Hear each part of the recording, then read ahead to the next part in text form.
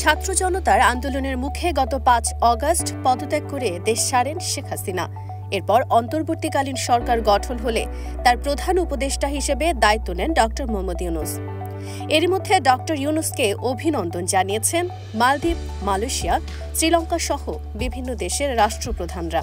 এবার সেই তালিকায় যুক্ত হয়েছেন ব্রিটিশ প্রধানমন্ত্রী কিয়ার স্টারমার।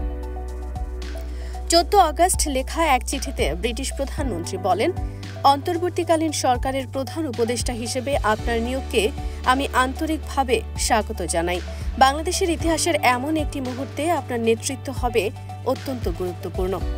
স্টারমার আরও বলেন, আমাদের দুই দেশের জনগণের মধ্যে গভীর বন্ধন এবং মূল্যবোধের মাধ্যমে যুক্তরাজ্য বাংলাদেশের সঙ্গে তার দৃঢ় ও স্থায়ী সম্পর্ককে মূল্যায়ন করে।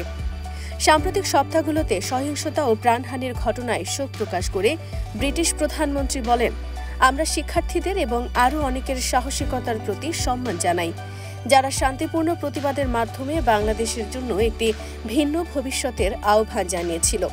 চিঠিতে ড ইউনূসের উদ্দেশ্যে কিয়ার স্টারমার লিখেছেন, ব্রিটিশ সরকার আপনাকে সমর্থন করতে আগ্রহী, যেহেতু আপনি বাংলাদেশের সমৃদ্ধি, শান্তি, আইন শৃঙ্খলা পুনঃস্থাপনের জন্য কাজ করছেন।